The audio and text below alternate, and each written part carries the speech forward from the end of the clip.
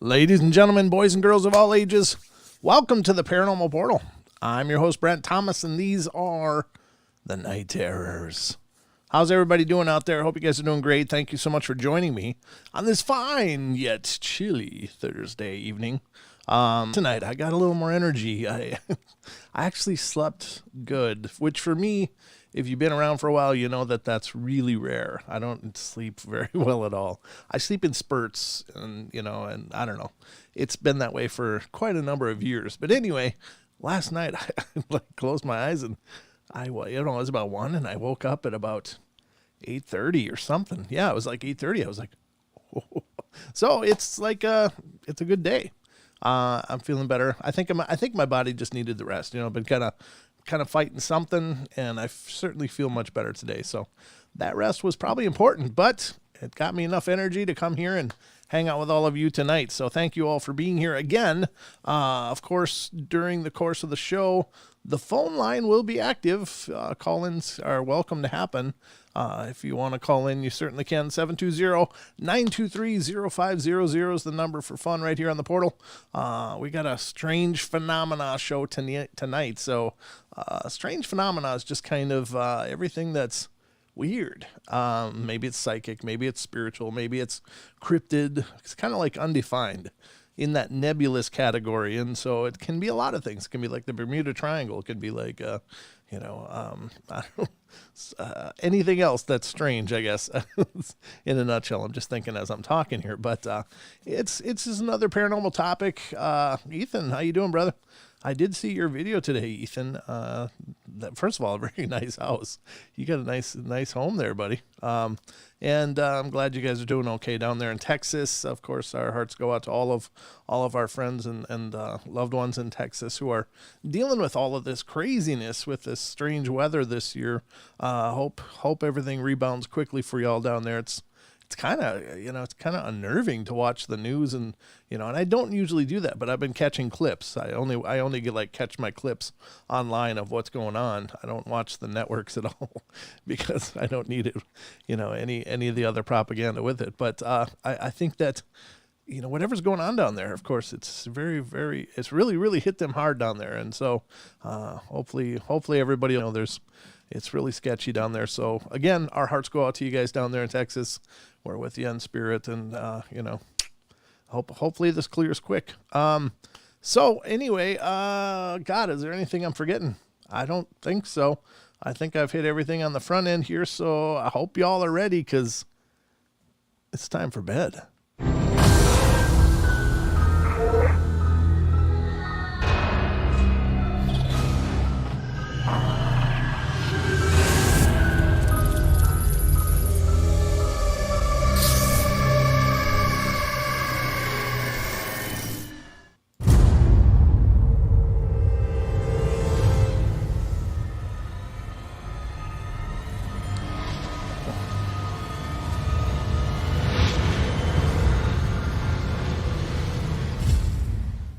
That's right, Santino. It's time for bed. Also, Titan. Sorry, Titan.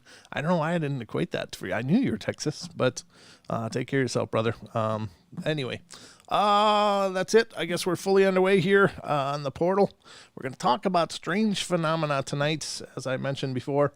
And I like this topic. I love all of the paranormal, to be honest with you. I don't know that I have a favorite per se, but anything that keeps life full of mystery. I love that. I love the whole mystery thing.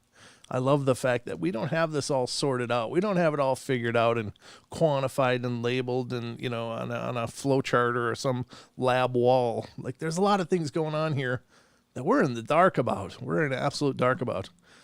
Just recorded a podcast today with a gentleman from Kentucky, Bobby from Kentucky, who has had a ton of strange, ghostly, and incredible ghostly experiences. And he and I talked for the better part of an hour, and just in listening to him, the things that he's seen, and I've had plenty of ghostly experiences myself, but he's had quite a lot of really intense ones, and most of mine are real mellow, or they're certainly pronounced in their own way, but the things Bobby's seen has been really physical. He's seen a lot of physical stuff happen, and I haven't seen a whole lot of that. But yeah, it's going to be a good one, and that'll air on Sunday. Speaking of the podcast, I did put out on YouTube the community post. I put out a post talking about how I think we got a couple, audiences. I think we have a YouTube audience, and then we have a podcast audience, and I wasn't sure how much bleed through from each we have. So I put out a poll on our community tab.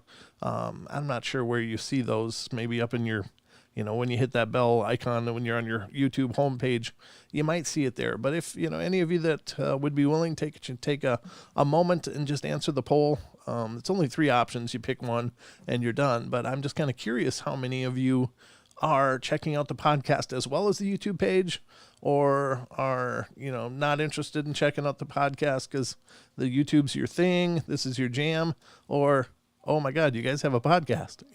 Which one are you? So if you wouldn't mind, it certainly helps, because I'm trying to understand how many of you are on both audiences, or if I'm not making it clear enough that we have a podcast, or what I need to do. So if you hear that flute in the background, that's Native American flutes playing in the other room. I was listening to that soothing stuff because it keeps me all calm and centered. But I apologize if you're hearing any weird noise. It's nothing paranormal. It's just some Native American flute blowing in the other room through my Alexa app. So, all right, folks, we're going to get into the strange phenomena here. Hopefully you guys enjoy some strange phenomena. I know I do. So let me blow this up a little bit because it's little micro font, of course. I think as I'm getting older, I'm going to be needing readers someday pretty soon. I'm going to need those little ones that sit on the end of my nose. I'm going to have to do that. I'm going to be looking like a librarian here pretty quick. All right, that one's pretty good. All right, let me move this, and we will be underway. The article tonight is coming from boardpanda.com, and it's Glitch in the Matrix Real Life Moments. And this is looks pretty cool. I read through a few of them when I was just screening things before the show. But people share the creepiest, unexplainable things that have ever happened to them. There's 30 stories, and I think we'll just get right to it. But it looks like they use a lot of Reddit Glitch in the Matrix stuff here, and it's very interesting. It says, so this has always bothered me. I was 13 years old at the time. My dad was a coal miner. He worked third shift, known as the hoot owl shift. I used to work third shift. It was just called the graveyard, which was midnight till noon. And as such, he got home at around 2 p.m. and slept till about 9, got up, had dinner with us, and then left for work. My dad was always pretty gruff and constantly yelled at us. If my younger brother or I made too much noise, it woke him up after getting home from somewhere, which as an adult now, I completely understand. So one day, I did something to wake him up, and I forgot what. Anyway, he calls me back to the bedroom, and I'm expecting to go get a dressing down, but he just looked at me and said, "It's okay. Come over here and just give me a hug." What 13-year-old boy wants to hug their dad? I kind of squirmed a bit, and he followed up with, what if something happened? What if something happened to me? And just laid there, all grizzled and tired. I didn't hug him. That night, there was an accident in the mine. He saved everyone on his crew, including the one person he went back in for. His was the only death, and I'm convinced he knew it was going to happen. I'll never forget his eyes that day. If someone asks you for a hug, give it to them. I love you, Dad. Oh, that's tragic. I mean, what a hero, though. I mean, the guy obviously knew there was big trouble, and it meant more to him to make sure everybody got out than to save himself. I mean, those kind of people are cut from a whole different kind of metal than a lot of us, the rest of us. But that is so admirable. Wow. I'm pretty sure that, and this is a speculation, but I'm pretty sure they probably have parades in heaven for people like that. Like, yeah, you were so awesome. All right, number 2. My friend Sarah was in a nightclub, drunk off her face, when she got an overwhelming urge to tell a total stranger that her leg hurts. It didn't, but a bit strange, and she ignores it, but it doesn't stop. So she walks up to this guy and says, "I know this is crazy, but I've got a huge urge to tell you my leg hurts. I know that's crazy. Again, I'm sorry." But he burst into tears. Turns out his dad had just died, and they made a pact before that if there was an afterlife, he would get a message to him saying a totally random phrase, so there could be no mistake, which they decided was, "I've hurt my leg." Wow. I don't know if these are true or not. They certainly could be embellishments or creative writing, but what if it is true? What if it is true? That's just absolute proof.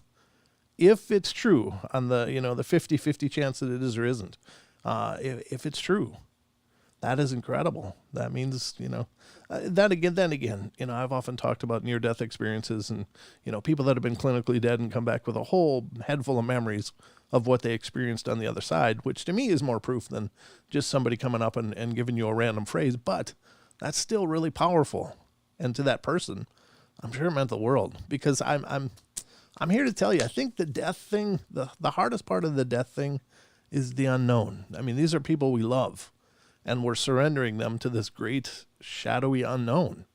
Are they okay? Are they all right? Are they doing okay without me? All these questions and concerns and just that, if everybody could have some kind of validation after a passing, how powerful and cathartic is that? That they're okay, they're fine, and they're sitting there waiting for you. And what a beautiful thought, and how much healing would that be for those of us left behind? Like, yeah, they're good.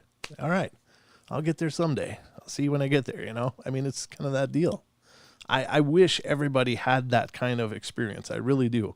And again, I had that with my dad. I've had that with other people that have passed when they came to me in my dreams. And I, for some reason, seem to get my messages through dreams, which I normally don't remember. But those dreams are so much more powerful and potent. But they are also so healing and so wonderful.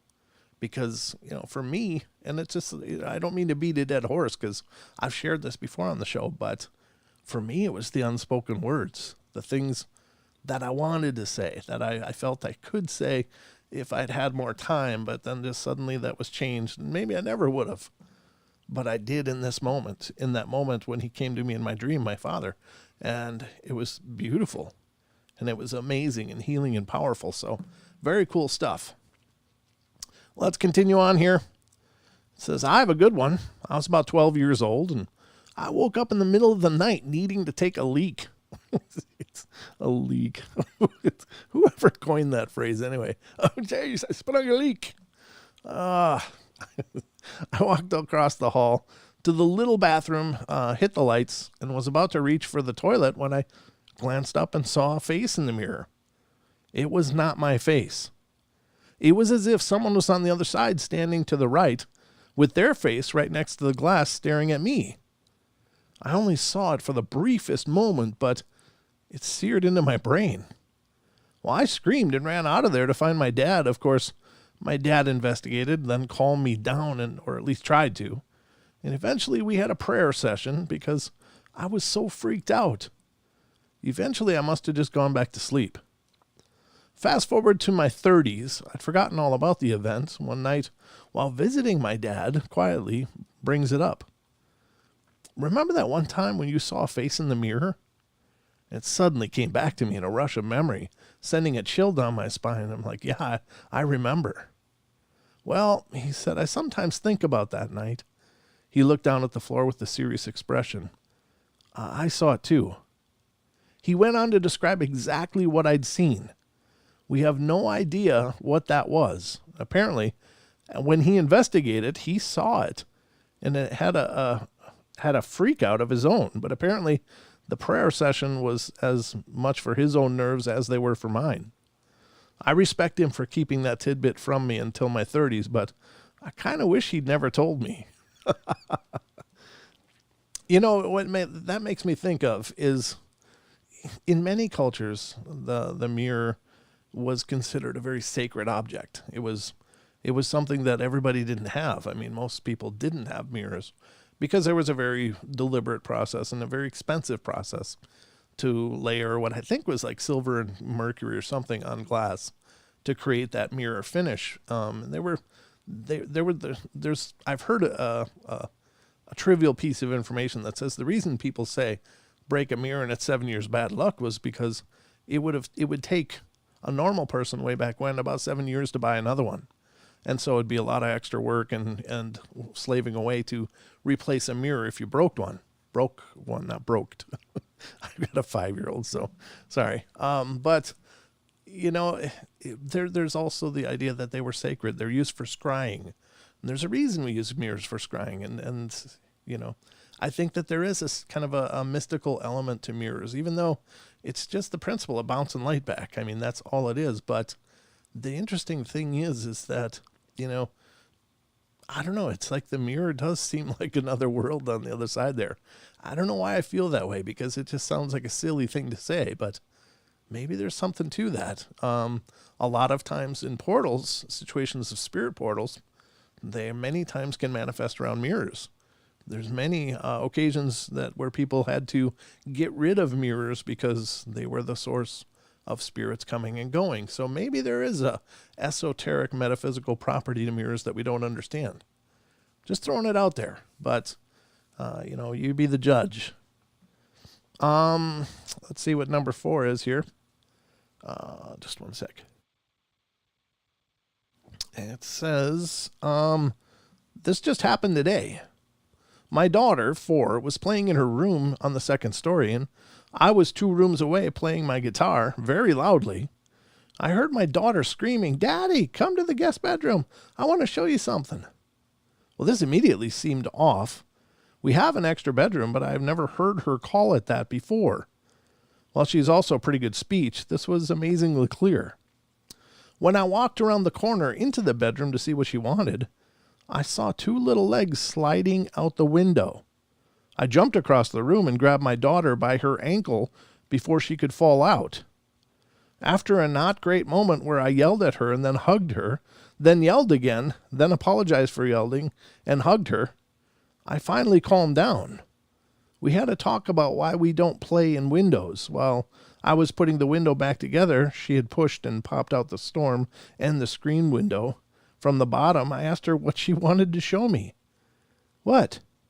What did you want to show me? You asked me to come see something. No, I didn't, Daddy. Are you sure? You told me to come to the guest bedroom. A little whiny now and annoyed. No, I didn't, Daddy. You didn't ask me to come into the guest bedroom to see something? No. Okay. Wow.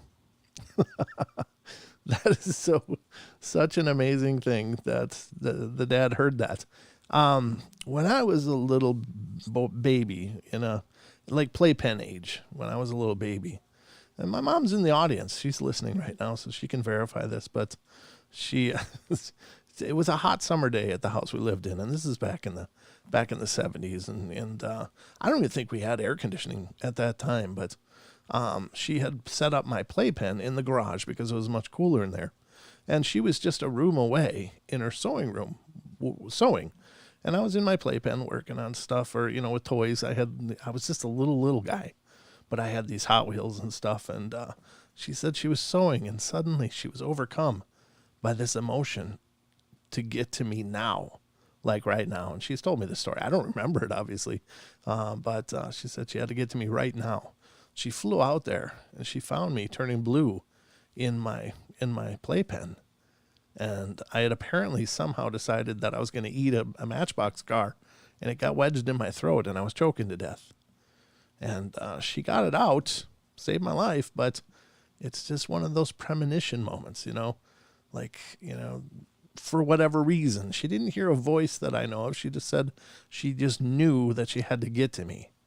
But it's the same kind of thing, and I think people's premonitions can take many forms. It's just some kind of psychic urgency, like now. Now, if this father hadn't come into that room at that moment, his daughter would have pretty certainly fell to her death. If my mom hadn't come out to the garage at that very moment where she knew she had to, then, I wouldn't be here bringing paranormal portals to you. So it's just those weird moments where some kind of divine intervention, some other awareness kind of peeks through. And that's very powerful. Very, very powerful. So, if you love yourself some portals, thank my mom. I wouldn't be, she actually saved me from drowning too. So There's been a few times where I was skating the rim of this world. Number 5. I once clocked out of work at 6 p.m. like I always did at that time, and began my hour-long train ride home. After I'd found a seat, I went to sleep and woke up just before my station. From the station, it was a short bus journey, 10 or 15 minutes to reach home. During the entire journey, I didn't use my phone, and I don't wear a watch, so I didn't really notice the time anywhere. When I reached home, my family surprised me with, "You're home early. Is everything all right?" Well, I look at the wall clock, and it's just about to be 6 p.m. I was too shocked to understand what happened. Checked other watches, cell phones, etc., and the time is absolutely right. A few days later, the admin emails us the timesheets for the month, times clocking in and out, and every single day's for me was around the same time, 6 p.m. So it certainly wasn't me having left work early than normal. And to this date, I haven't figured out how I gained between 60 and 90 minutes that day. That's really cool. There's a time slip, folks. We've talked about those before, and what they are, I don't know. But it just goes to show you that this, we think of time as such a rigid thing. That it's a very defined line in the sand, and we just travel along this line at a certain pace. We measure it in seconds, in minutes, and hours, and days, and weeks. But that time is pretty unforgiving. But sometimes weird things like that happen. I don't know. That's really cool. You got to wonder. So is that a phenomenon that was born of him just being in the right place, the right time, at the right set of physical circumstances or whatever that shoved them back an hour or 90 minutes? Or is it something that was somehow triggered by him? Is that possible? Now, I realize that sounds like a really big stretch, but I don't know. I think we're pretty amazing. What are we capable of? What are we not capable of? I don't know. I mean, I'm not trying to suggest we could be like Doctor Who Time Lords or something, but what if we have a lot more potential than we could possibly know? Just throwing it out there, folks. Number 6. One day I was about 8. I didn't go to school because I was sick. My friend was supposed to bring me homework and etc., but he never came. My granddad came home from work and told me that the friend was dead. I was devastated. That night I had a dream. I was with my friend at a playground next to our school, and we were talking. Then he told me that he's safe and it didn't hurt when that car hit him. The next day my mom wanted to talk to me about that situation, and she asked me if I wanted to know what happened. I told her that I know everything because my friend told me. And she thought that my granddad told me, but he didn't. He said that he did not want to tell me without her knowing it. That night I had a dream again, and I was talking to him again, and we were playing and having fun, and he told me that he really had to go, and we won't see each other ever again. The next day was his funeral, and I really haven't had a dream about him ever since. Wow. Huh. Well, there's the dreams. I can relate to that. That's seems to be how I make those contacts when they happen. Let's go to number 7. 1985. My ex-wife and I were sleeping. There was a small sliver of light coming in through the window from a street light, so the room and bed were dimly visible, and our black Pomeranian was at the end of the bed asleep. I dreamt that I woke up, reached down to pet him. Then he turned into a glossy black bivalve oyster thing, which opened up to reveal rows of gleaming glass teeth. I woke up to my ex's backpedaling, my ex backpedaling up the bed over the pillows towards the wall, and asked, "What's wrong?" She said, "What is that shiny black clam thing with the teeth at the end of the bed? Where's the dog?" We had the same nightmare at the same time. It still gives me a chill. So what do you do with those, folks?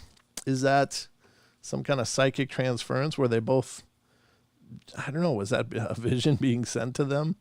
I don't know. That's a weird one.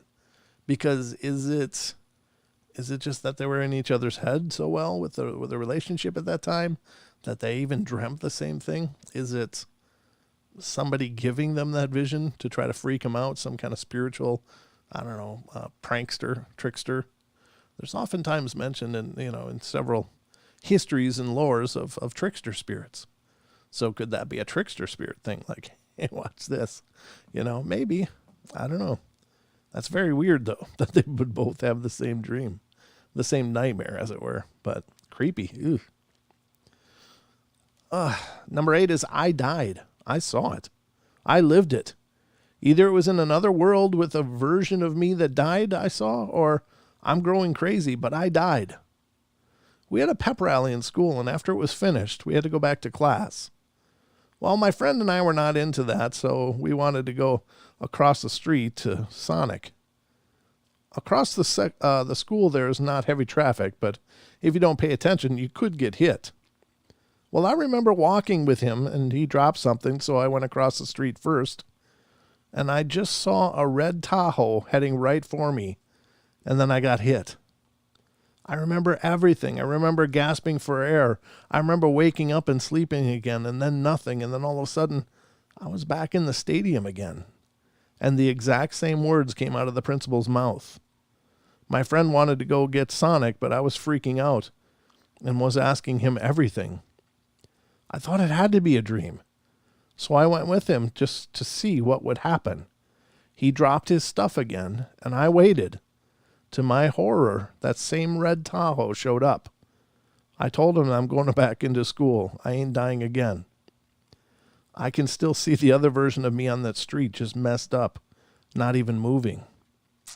Wow. That's a tough one. Again, it's really hard to wrap your head around things like that, but was it a premonition, a really solid premonition, or is it possible that they got a second chance? Like, oops, that's not supposed to happen. You think of that movie with Matt Damon, the Do-Over Squad or whatever the hell it is. God, what the hell is that movie called? Anybody in the chat, if you think of that, let me know. But I can't remember that name. There was a movie with Matt Damon, and it was him living his life, but there were these kind of like Men in Black kind of guys that kept coming and say, no, you can't do this, you can't do that, and and they would work really hard to make sure his life went the way they expected it to for the grand plan or whatever. And it's a really bizarre movie, but cool. I don't know if that's the situation or not, but who knows, folks? All I can tell you is everything's possible. Everything. But let's see. What the hell was it called? The Adjustment Bureau? Was that it? Did somebody say that? No, nobody said anything. Okay. I think it was the Adjustment Bureau. Was that name of that movie. But very cool. Number 9, folks. Number 9. I remember being pretty young, like 9 or 10. I was in the car park of a pub in England, Southend. I remember seeing someone in their teens in the window of a house looking over at the car park. They waved at me, and I felt like I knew them somehow. My parents asked who I was waving at, and I just said some lady in the window over there. Didn't think much of it. Fast forward 10 years, I was at my nan's new house, and I remember walking into her room, which I never was allowed to do, going to the window. I then realized I was in the house looking over that same parking lot and remembering that interaction from years ago. Then a girl around 9 or 10 who was in said car park waved at me, and I waved back. I felt like I knew her. Could not explain it, have never told anyone about it. It freaked me out.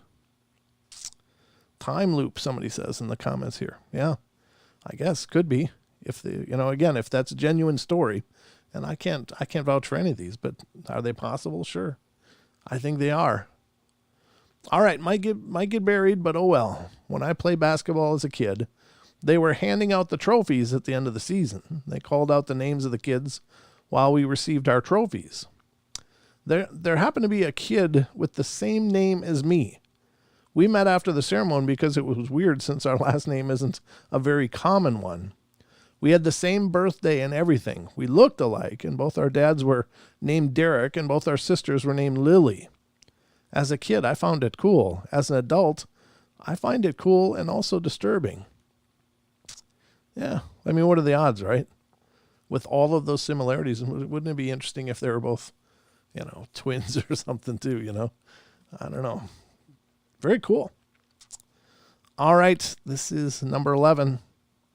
My late uncle used to say he never believed in God, and he believed in thunder instead.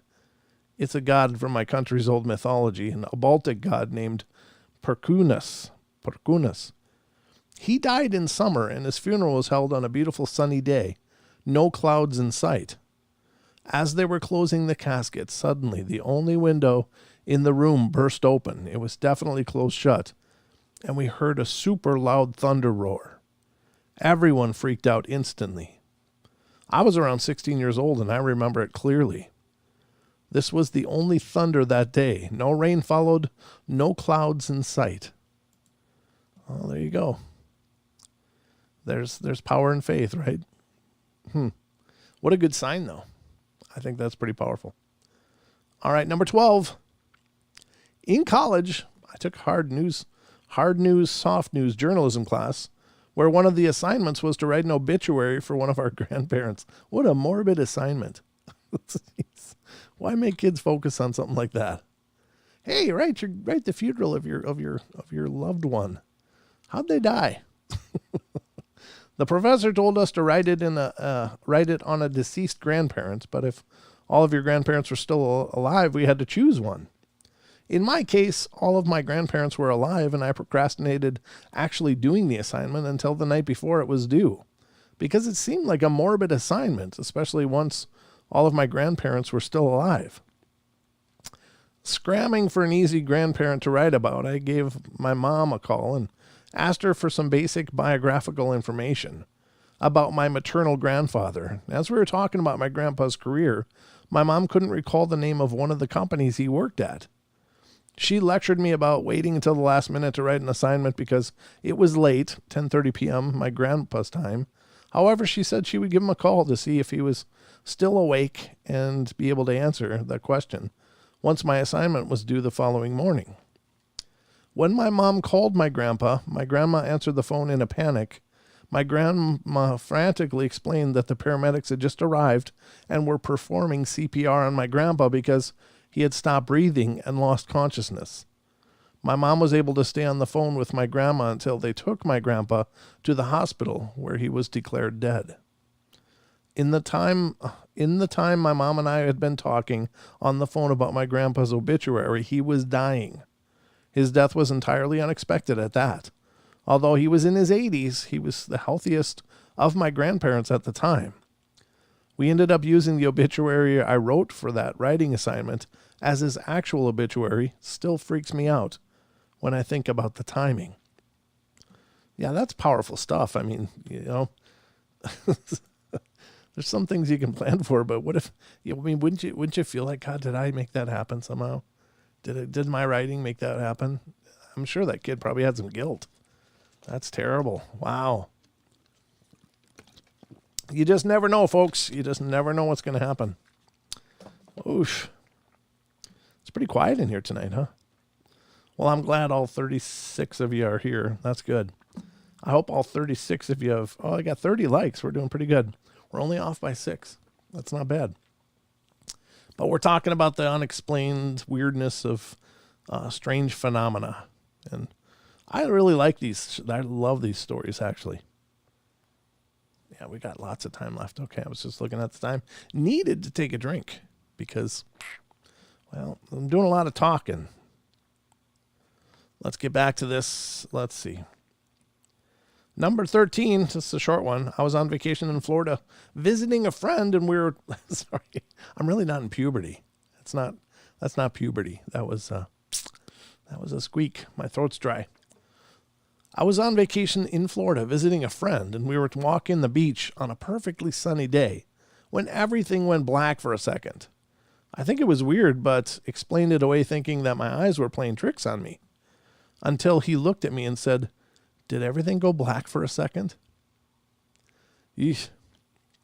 How do you explain that, folks?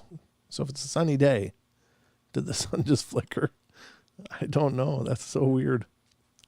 Is that the moment where there was a transference from one reality into another? I don't know.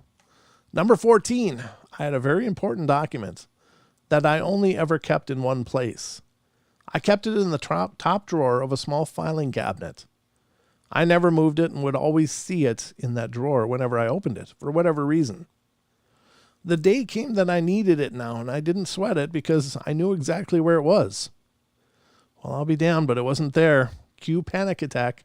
I tore that filing cabinet up. I removed everything and spread it out, flipped papers over, dug through envelopes, shook everything out, shined a flashlight all through the emptied cabinet in case it was somehow stuck to the sides. I mean, it was not there. I can assure you, no one took it or was messing with me.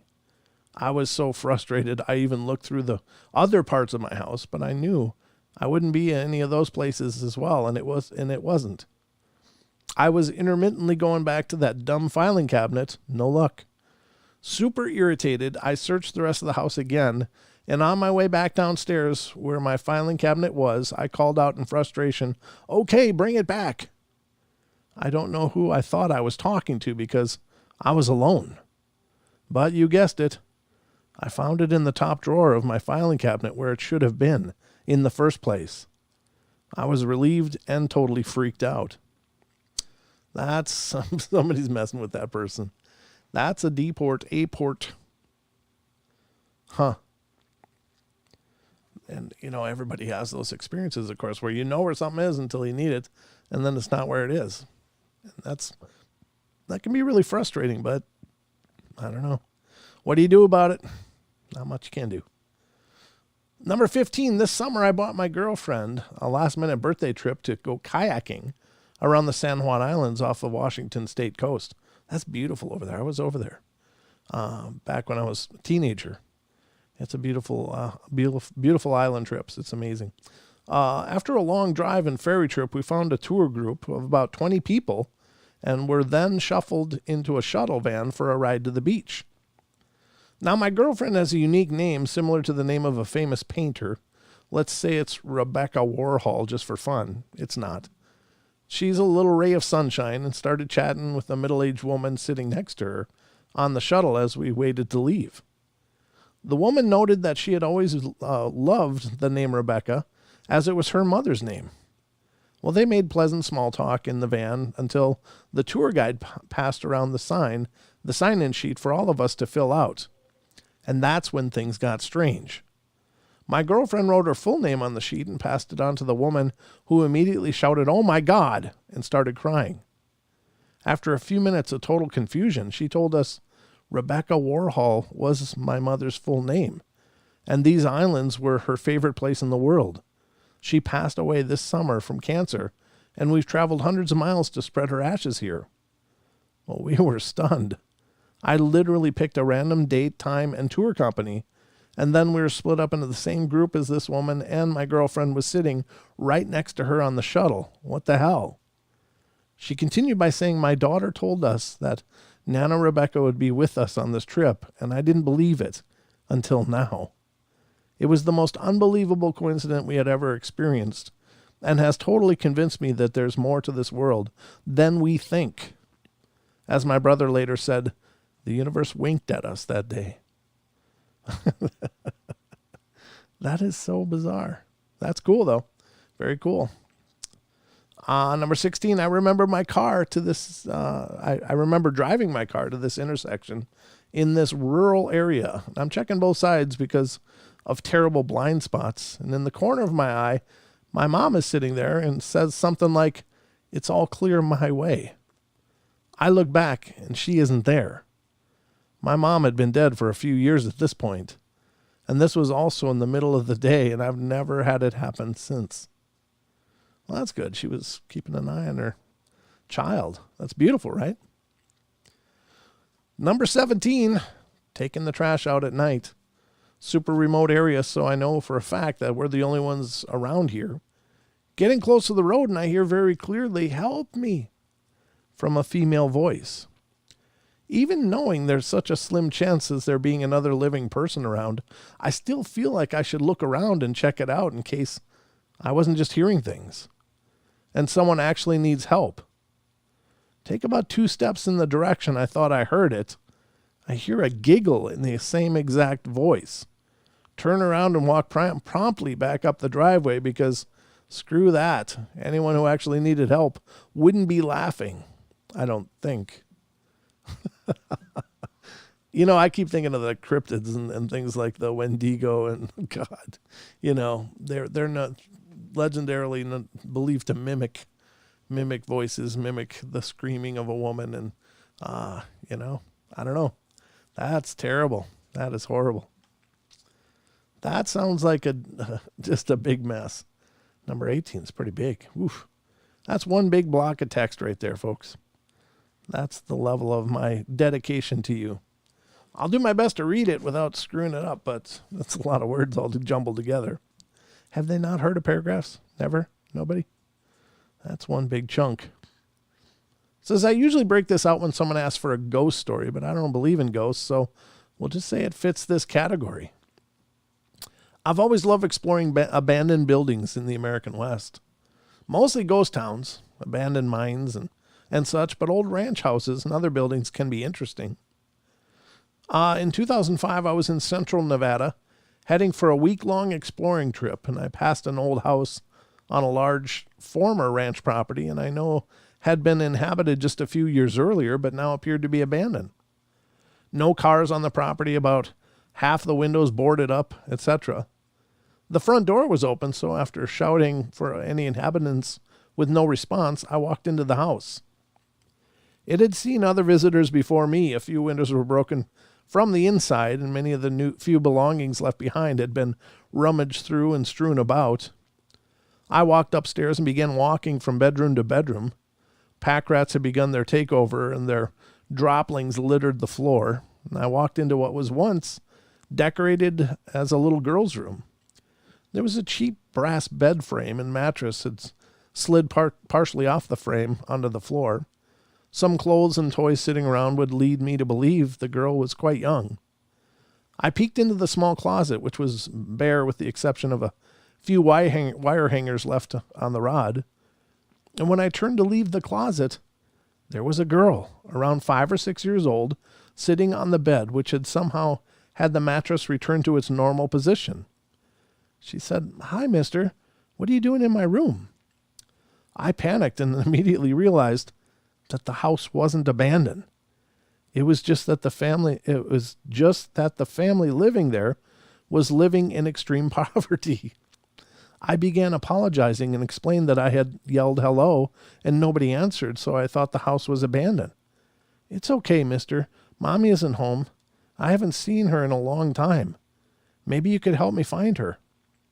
She stood up and walked towards the open window and sat on the ledge looking out on the vast empty field of sagebrush, and I asked her to come downstairs with me and we would go find her mother. She started to stand up from the window but turned around suddenly and said, "Oh no, he's coming. I have to go, mister. He's coming. You should probably go too." She then kicked her legs over the windows and jumped, and I raced to the window and looked to the ground expecting to see an injured little girl, but there was nothing there. I raced back downstairs and out of the house and looked around as I walked back to my car, but saw nobody. She wasn't what I think of when I think of a ghost. And there was no transparency, no foggy haze around her, or anything else like you would expect from a movie ghost. I still don't know what the hell I saw. I pulled into Austin, Nevada, later that evening and met up with the group I was planning on exploring with. We went for drinks that night at a local bar, and after a few drinks, they convinced me to tell my story to the bartender. He listened and then asked me to confirm the location of the property. When I described the location and condition of the house, he explained, "Oh yeah, that's the old ranch, blank ranch, whatever. Sounds like you had a visit from Nellie.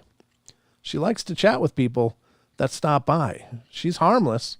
He then explained that the original owner disappeared in the late 1960s after leaving a note saying the family was moving to Alaska so they could try his luck at gold mining in the Yukon. He was later located in Oregon and largely suspected of killing his wife and daughter.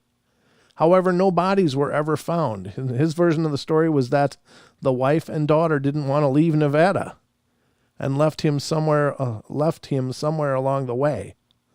I absolutely loathe telling this story because I don't believe in ghosts or the paranormal.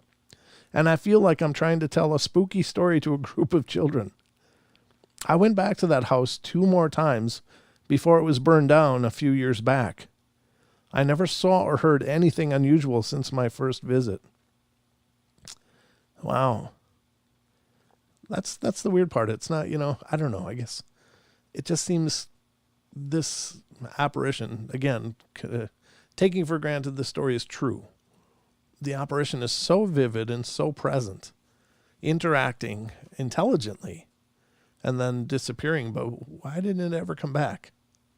Why didn't it ever? Is that the whole deal? Is it just things like that? Do they just exist to make us go, ooh, there's more?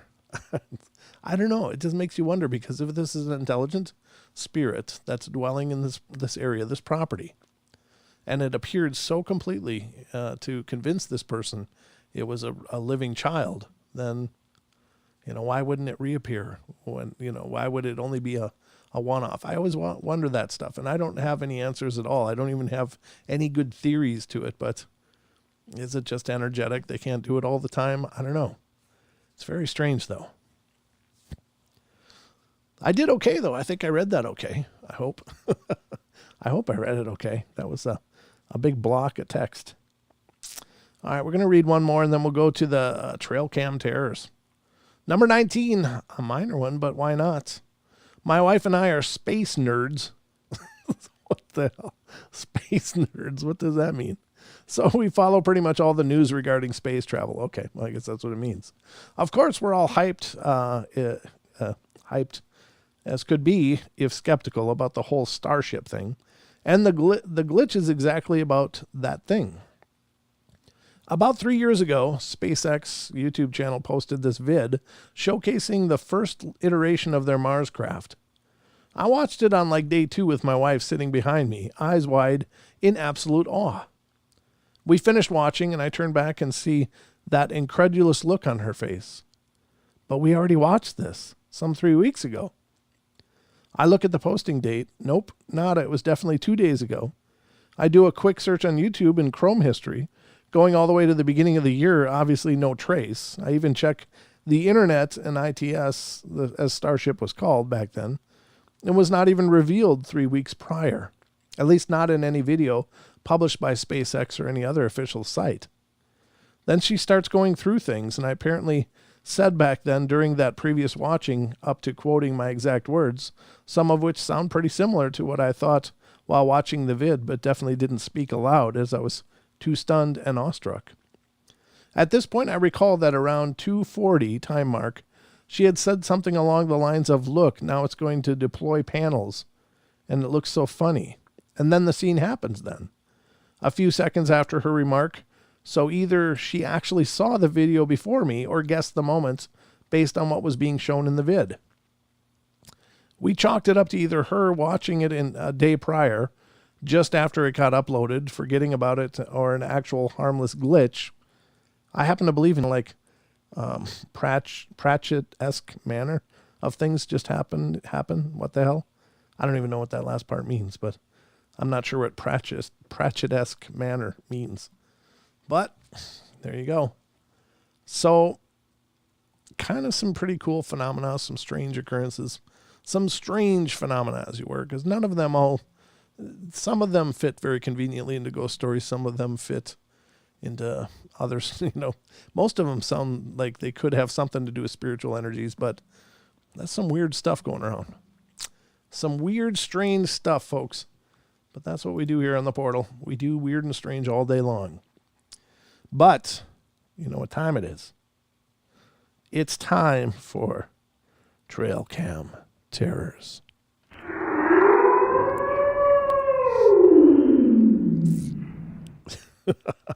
I love that howl. Welcome to Trail Cam Terrors, folks. This is a little piece at the end of the shows for the Night Terrors episodes, where I go out and hunt for these images that were captured on trail cameras, and some really, really bizarre ones out there. Now, full disclosure, I can't vouch for any of the authenticity of pretty much any of these. Some of them are definitely very obviously really well done and well done in that they are photographs, like the one that we had on the show showing the weird canine creature grabbing turkeys and having killed several and going after a couple more.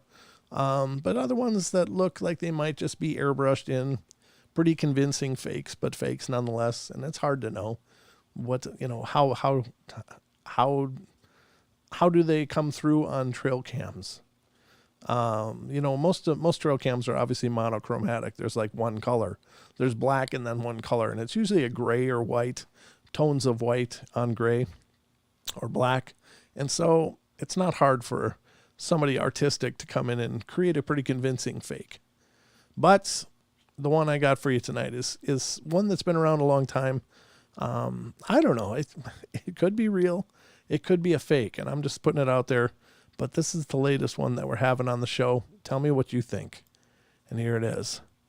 This one's called, well, at least it's called where I found it. It's called The Laughing Alien. And I'm going to read a little bit about it here so you guys can, there isn't much backstory on it. It's mostly narrative, but this is coming from therichest.com. And it says, most animals are inquisitive by nature, but which is why the vast majority of trail camera pictures feature a super close-up of a deer or two inspecting the camera. This picture is no different. In it, we see a curious deer looking directly into the lens of the camera in an attempt to figure out just what the device is and just where it came from. However, the deer seems to be so captivated by the camera, he fails to notice the mysterious creature just a few feet behind him. The mysterious creature in question is believed by many ufologists to be an extraterrestrial. I don't know where they come up with that, but anyway.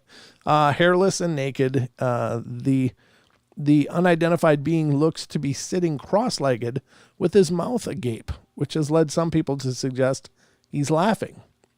If the creature is indeed amused by the antics of the bewildered deer, I suppose the conclusion can be drawn that extraterrestrials aren't too different from the human race after all. Now, I don't know.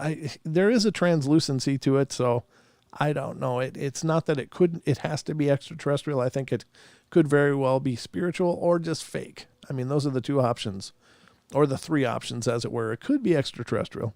Could it be laughing? Sure, but could it be moaning or something in agony? I don't know. But it does look like it's there. But again, color matching and stuff isn't really an issue for a lot of technologically progressive people. They can make convincing fakes fit into a frame with no problem. I guess for me, it could be legit. It's very, very much there. So either it's a hoax or it's really there.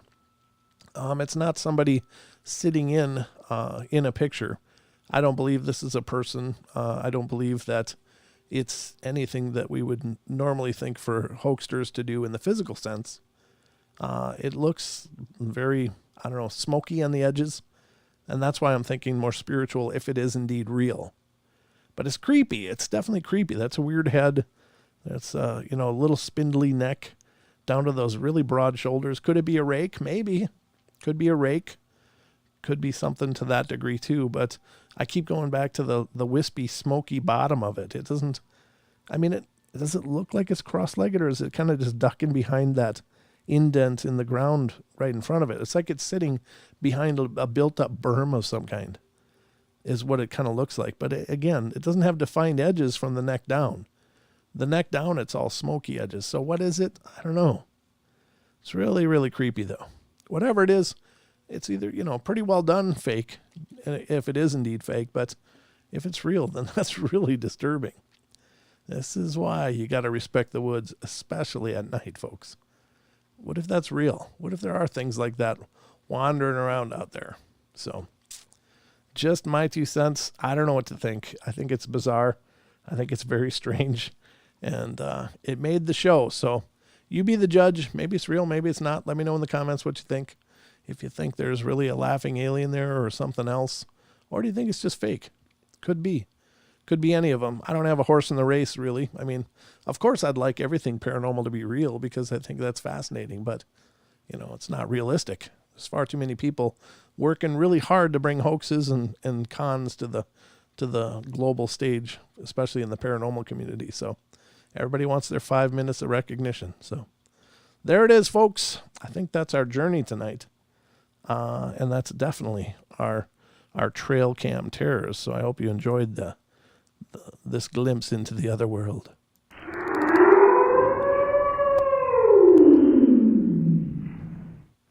All right, folks. I think that's our journey. Hope you guys enjoyed it. Thank you to all 51 of you who came in. Glad we gained a few bodies here through the journey. We started out pretty light, but we ended strong, and that's always good. Thanks a bunch. No, thank you, Titan. I appreciate it. Thank you to all of you guys that are here. Looks like he's coming from the hollow earth. Yeah, that's a good point, Santino. Yeah, maybe it is. Maybe it's speaking up from the hollow earth. It's hard to say, but I'm just putting it out there. I'm just looking at your comments. Looks like a rock. Must be a rock rake. That's an interesting label, rock rake. I've never heard of that.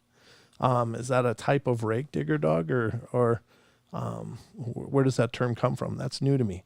I like it. I mean, it's great, but I just want to understand what that means. If it's different from a rake. You see, I think that a lot of people say, "Oh, rake, that's just a creepypasta." That's just it has its birth in the internet. But the rake really, really does. If you look at old descriptions of ghouls, and ghouls is something that's been around since at least the Middle Ages. And they're these creepy, spindly, humanoid beings that used to feed on corpses. And I have a theory about this. I'll just throw it out there since it's my show and I can go late if I want to. Here's my theory on the ghouls / rakes. I think rake is just a new name to define an old phenomenon known as ghouls. I think that, ghouls used to be seen in graveyards because it was believed they would break into graves and feast on the corpses of the living. And so I think something may have changed their diet and therefore changed their habits, because all of a sudden ghouls kind of disappeared. But you know what changed? Embalming. Embalming changed. And suddenly we're pumping corpses with chemicals, and maybe that's unpalatable for these corpse feasters, that they would, basically poison them if they tried to eat the corpses. And so they probably had to change their behaviors and perhaps became more of a woodland cryptid instead of a graveyard dwelling, entity of some kind. That's my theory in a nutshell. I don't know. I had it one night as we were talking about the rakes and about the cryptids. It's just that, ghouls kind of disappeared. Why did they disappear? And then suddenly, boom, there's these rakes. People are seeing these rakes. So I thought, well, if they used to feast on corpses, I don't know, can they eat formaldehyde? Probably not. It's not usually a dietary supplement for anything. So just a thought, take it or leave it. But as far as I know, it's an original thought. I didn't get that from anywhere. It just kind of hit me as like, oh, wonder if that could be it. So, but thank you. Who said that? Oh, I think you got a point, Brent. Thank you, D. I appreciate that. Good to see you, D. Wonderful to see you. And wonderful to see all of you guys. Thank you so much for being here and being a part of the journey. Thank you. Who else said that? Santino said that. Thank you. I appreciate that. Because you have these ideas. You're in your own personal bubble, but it's great to get feedback. Does that make sense or not? I don't know. But I got a lot of time to think about it, so that's what I do. Rachel gets it right, sends us a heart. Brent, say hello to Superman. Hi, Superman. Who's Superman? Do we have someone in your name, Superman? Hi, Stacy. Good to see you. Have a great night, all. You too, Justin. Great to see you, brother. Marilyn Lonsdale. Oh, there you go, Marilyn. Nice to meet you.